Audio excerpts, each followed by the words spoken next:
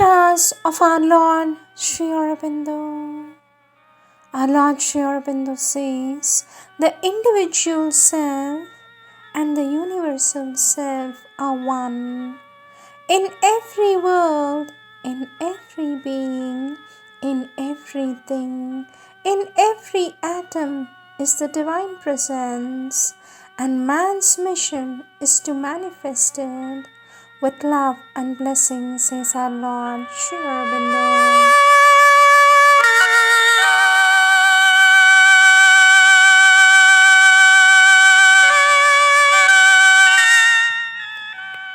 Words of our Lord Sri Aurobindo from the book Sri Aurobindo and his ashram on himself. Topic: a note on the four realizations of Sri Aurobindo. Sri Aurobindo's yoga and spiritual philosophy are founded on four great realizations. Two of these he had realized in full before coming to Pondicherry in 1910.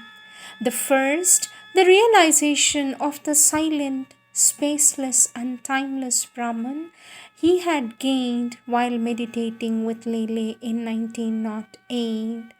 The feeling and perception of the total unreality of the world, which at first attended this realization, disappeared after the second realization, which was gained in the Alipur jail in 1908 and 1909. The realization of the cosmic consciousness and the vision of the divine as all beings and as all that is. In his meditations in the jail, Sri Aurobindo was already on his way to the other two realizations, that is of the supreme reality with the static and dynamic Brahman as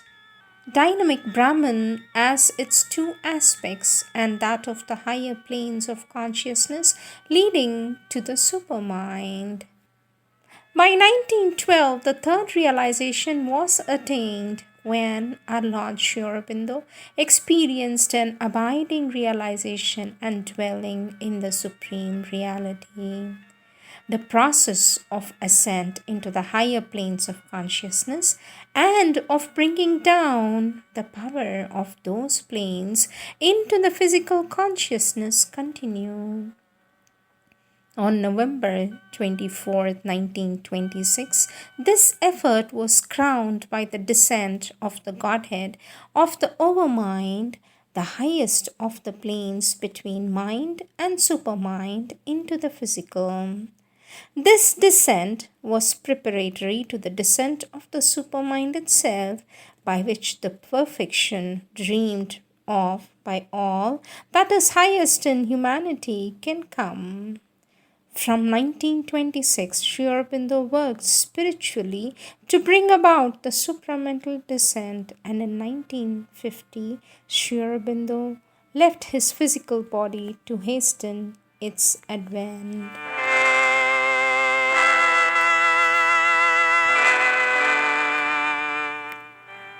Next topic, taken from the Collective Works of Our Divine Mother, Volume 12, page 203. Topic: reading Sri Aurobindo. Our Divine Mother says, in any case, I advise always to read a little at a time, keeping the mind as tranquil as one can, without making an effort to understand, but keeping the head as silent as possible, and letting the force contained in what one reads enter deep within. This force received in the calm and the silence will do its work of light, and if needed, will create in the brain the necessary cells for the understanding. Thus, when one rereads the same thing some months later, someone reads the same thing some months later, one perceives that the thought expressed has become much more clear and close, and even something altogether sometimes altogether familiar. It is preferable to read regularly, a little every day, and at a fixed hour if possible. This facilitates the brain receptivity. Next subtopic, perfect understanding, taken from the collective works of our Divine Mother, Volume 4, page 85. Our Divine Mother says, when I used to speak with our Lord Sri Aurobindo, we never had the need to go through the intermediary ideas. He said one thing and I saw the far off result. We used to talk always like that, and if a person has happened to be present at our conversation, he would have said, what are they talking about? But for us, it was as clear as a continuous sentence.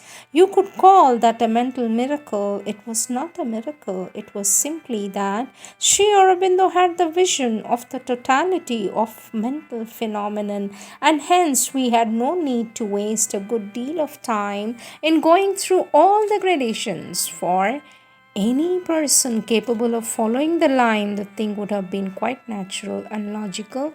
For the ignorant people, it was a miracle, says our Divine Mother. Next subtopic, the healing look. This is taken from the collective works of our Divine Mother, Volume 4, page 237. Subtopic, the healing look. Our Divine Mother says, I had a very sweet little cat, absolutely civilized, a marvelous cat.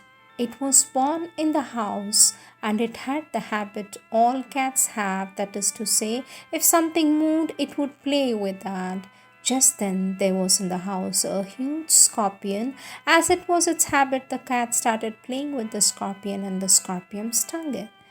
But it was an exceptional cat. It came to me. It was almost dying, but it showed me its paw where it was bitten. It was already swollen and in a terrible state. I took my little cat. It was really sweet, and it put it on the table and called Sri Aurobindo. I told him Kiki had been stung by a scorpion. It must be cured. The cat stretched its neck and looked at Sri Aurobindo. The cat stretched its neck and looked at Sri Aurobindo, its eyes already a little glassy. Our Lord Sri Aurobindo sat before it and looked at it also. Then we saw this little cat gradually beginning to recover, to come around, and an hour later it jumped to its feet and went away completely healed, says our Divine Mother. Next topic, the hand that heals. This is from the collective works of our Divine Mother, Volume 4, page 264. Our Divine Mother says there are two ways of curing an illness spiritually. One consists in putting a force of consciousness and truth on the physical spot which is affected. In this case, the effect produced depends naturally on the receptivity of the person. Supposing the person is receptive, the force of consciousness is put upon the affected part and its pressure restores order. Many of you here can tell how Sri Aurobindo cured them. It was like a hand which came and took away the pain. It is as clear as that, says our Divine Mother. Next subtopic, taken again from the collective works of our Divine Mother, Volume 4, page 275. Topic, the clocks doing mischief. Our Divine Mother says the other story is of the days Sri Aurobindo had the habit of walking up and down in his rooms. He used to walk for several hours like that. It was his way of meditating. Only he wanted to know the time, so a clock had been put in each room to enable him to see the time at any moment. Our Divine Mother says there were 3 such clocks. One was in the room where I worked. It was, so to say, his starting point. One day he came and asked, "What time is it?" He looked and the clock had stopped. Then our Lord Sri Aurobindo went into the next room, saying, I shall see the time there. The clock had stopped, and it stopped at the same minute as the other. You understand? With the same difference with a few seconds. He went to the third room. The clock had stopped there as well.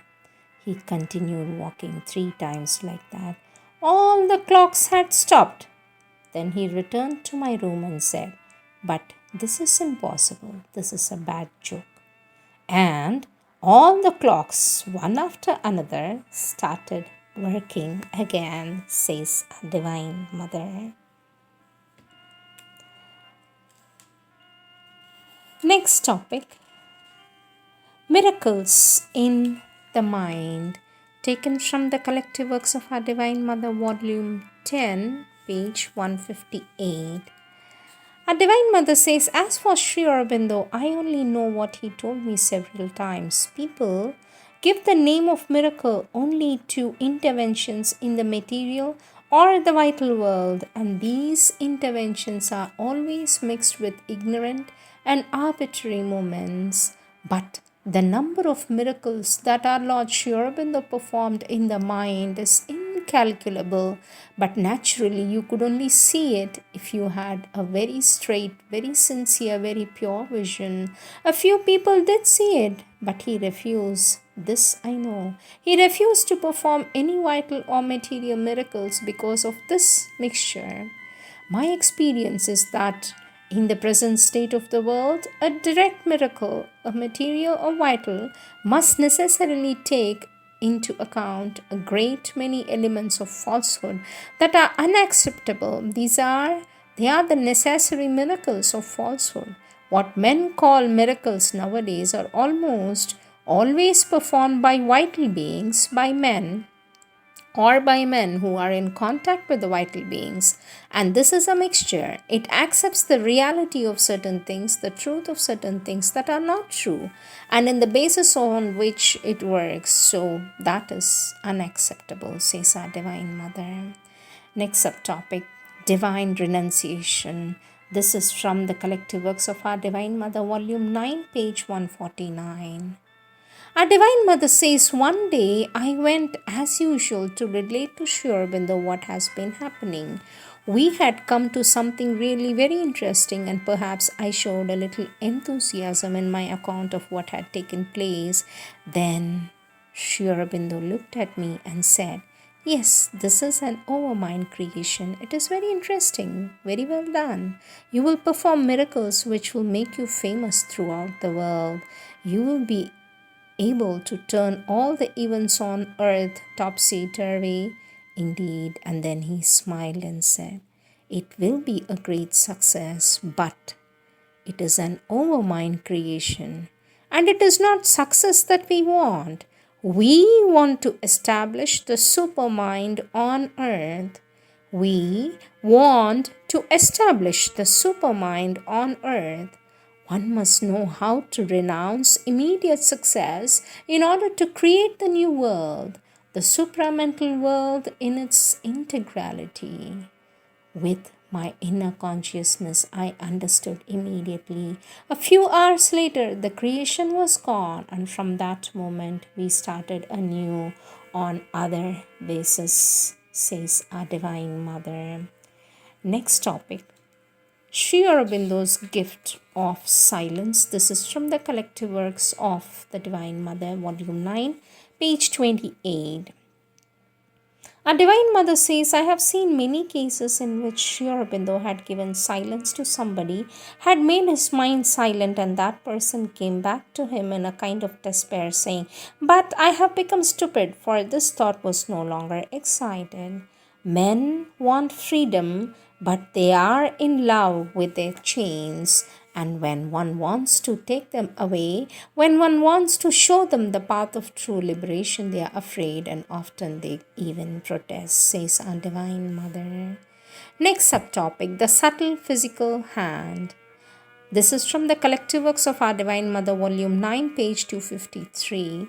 Our Divine Mother says, I have seen Sri Aurobindo doing this in somebody's body. Somebody who had come in used to complain of being troubled by thoughts. It was as if his hand reached out and took hold of the little black dancing point and then did this, and our Divine Mother gestures with the fingertips as one picks up an insect and threw it away, far away, and that was all still, quiet, luminous. It was very clearly visible like this. He took it out without saying anything, and that was over. And things were very closely interdependent. I also saw the case when someone came to him with an acute pain somewhere. Oh, it hurts, it hurts. He said nothing. He remained calm. He looked at the person. I saw something like a subtle physical hand. I saw something like a subtle physical hand which came and took hold of the little point dancing in disorder and confusion. He took it like that, and there everything had gone. Oh, Lord, look, my pain has gone, stated that person, says our Divine Mother. The next topic, conversation with a disciple by our Divine Mother on September 26, 1962. Topic, the supramental consciousness. Our Divine Mother says, you know that well known experience when he saw Narayana in the prisoners, Narayana in the gods, Narayana everywhere. That is the supreme oneness. Question, sweet mother, is it a supramental experience? Mother says, it is supramental. Yes, the supramental experience. He called it Narayana. Question, sweet mother, it's supramental, not overmental. For this, our Divine Mother says, no. It's like the message of the Gita, as Sri Aurobindo explained. It not overmental, but supramental. It is supermental. It is oneness, the experience of oneness, says our Divine Mother.